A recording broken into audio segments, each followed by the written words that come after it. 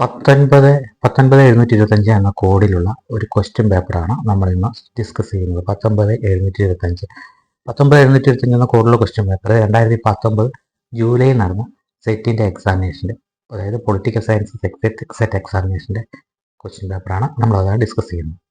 ഒന്നാമത്തെ ചോദ്യം: the constitution assembly of India was one party body in an essentially one party country.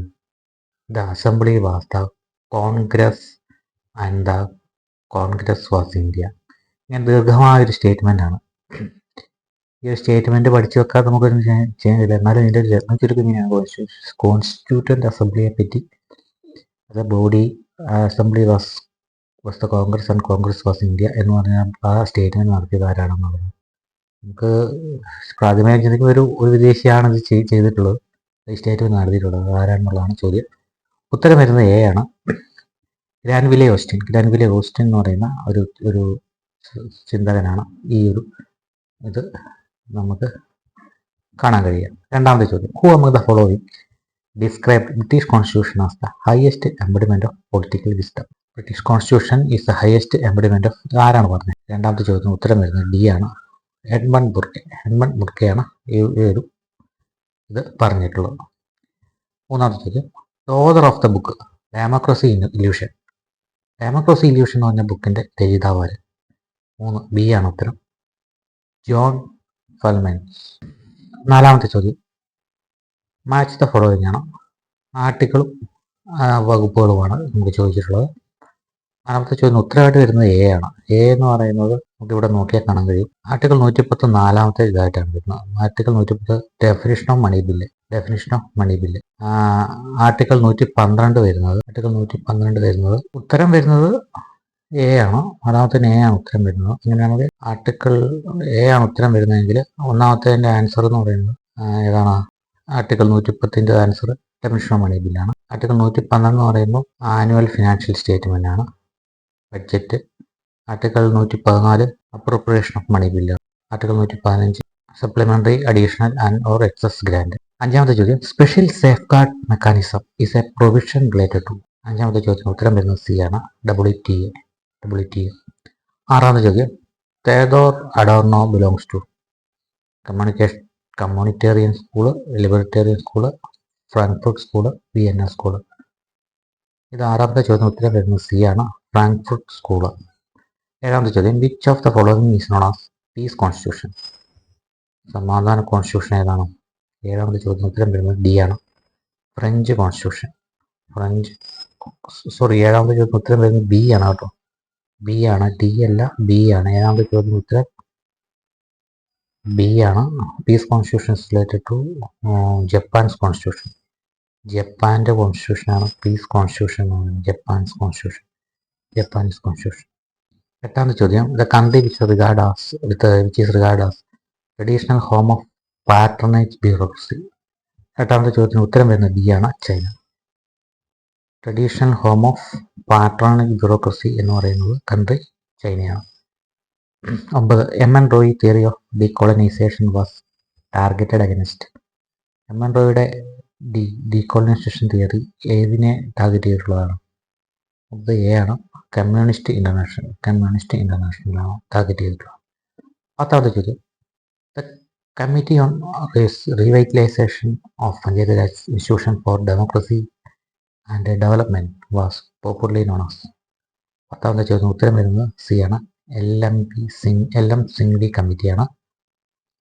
Panchayat Raj ഇൻസ്റ്റിറ്റ്യൂഷനുമായി ബന്ധപ്പെട്ടിട്ടുള്ള revitalization for democracy and development, LM Singhvi committee.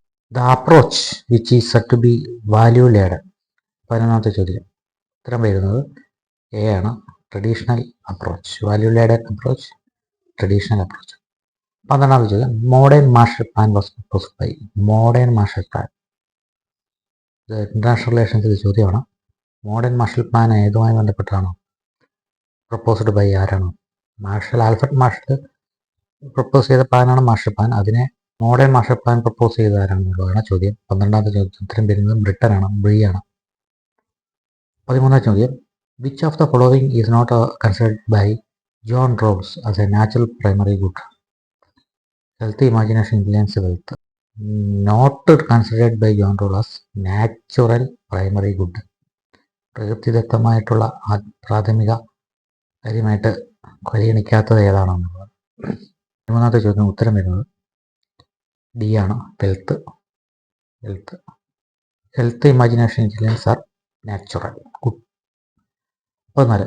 Maximum number of votes which can be cast in an electronic voting machine. ഒരു electronic മെഷീനകത്ത് പരമാവധി cast ചെയ്യാൻ പറ്റുന്ന vote 14 C ആണ് ഉത്തരം. 3840. 3840. ഇപ്പം മാറിയിട്ടുണ്ടോയെന്ന് അറിയില്ല കേട്ടോ. 15. An ideal state which perfect justice under philosophers as rulers was pictured in. 15ാമത്തെ ചോദ്യത്തിന് ഉത്തരം വരുന്നത് ബി ആണ്, Plato's republic. Secretariat comes under the direct supervision of Lok Sabha. Secretariat comes under direct supervision of B ആണ് ഉത്തരം, speaker of Lok Sabha. 17. Assertion and reason. Supreme Court of India bounded by its own judgment. The highest court binds all subordinate courts by its own judgment. Assertion ഇത് reason. ഉത്തരം വരുന്നത് D ആണ്, A false R true. അതായത് Supreme Court of India is bounded by its own judgement അല്ല, അത് കോൺസ്റ്റിറ്റ്യൂഷനുമായി ബന്ധപ്പെട്ടിട്ടുള്ളതാണ്. എന്നാൽ highest കോർട്ടിന്റെ ഉത്തരവിനെ മറികടക്കാൻ ലോവസ്റ്റ് കോർട്ടിന് കഴിയുകയില്ല. 18. Michigan studies is related to study of. Michigan studies 18ാമത്തെ ചോദ്യം ഉത്തരം തരുന്നത് Michigan studies is a study related to a ആണ്, ലീഡർഷിപ്പ്. മിഷിഗൻ സ്റ്റഡീസ് ലീഡർഷിപ്പുമായി ബന്ധപ്പെട്ട ഒരു സ്റ്റഡിയാണ് Michigan studies. 19. What is the correct sequence of the following events? Formation of American federation, creation of six confederation, establishment of Canadian federation, emergence of commonwealth Australia.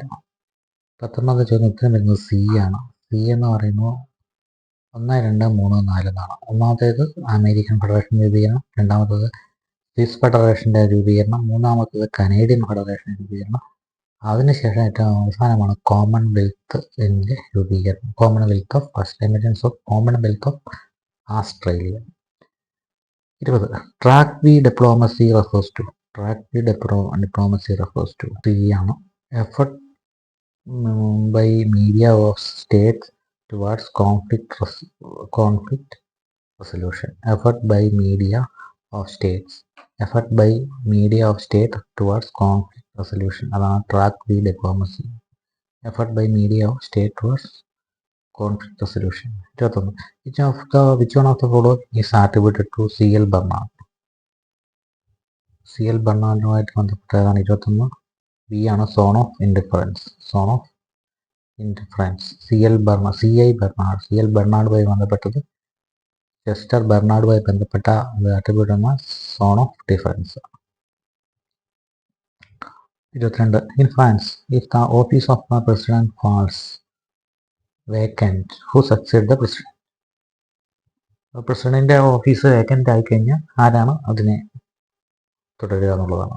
President office vacant ആയിക്കഴിഞ്ഞാൽ ഫ്രാൻസിൽ 22ാമത്തെ ചോദ്യം ഉത്തരവായിട്ട് വരുന്നത് D ആണ്, president of the senate. Senate president, vice president അല്ല, അത് പ്രത്യേകം ഓർക്കുക. അവിടെ സെനറ്റാണ്, പ്രസിഡന്റ് ഓഫ് ദ സെനറ്റാണ് അവിടെ പ്രസിഡന്റിന്റെ വേക്കൻസി തുടരുക. 23. The integral view of administration was supported by. 23ാമത്തെ ചോദ്യത്തിന് ഉത്തരം വരുന്നത് ഡി ആണ്, all the above. L.D. White, E.N. Gladden, Marshall E Dimock അങ്ങനെയുള്ള ആ മൂന്ന് പേരും integral view of administration support ചെയ്യപ്പെട്ടിട്ടുണ്ട്. ഉത്തരം ഡി ആണ്. 24. First systematic study of pressure group was by.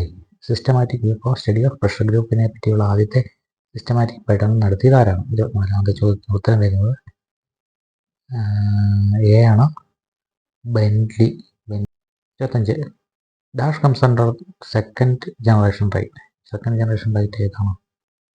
25 C ആണ്.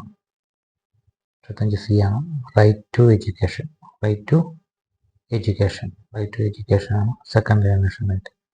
26ാമത്തെ ചോദ്യം. ഏതായാലും 25 ചോദ്യങ്ങൾ നമുക്ക് പഠിക്കാം. 25 ചോദ്യങ്ങൾ അടുത്ത എപ്പിസോഡിൽ 26 തൊട്ടിട്ട് നമുക്ക് നോക്കാം.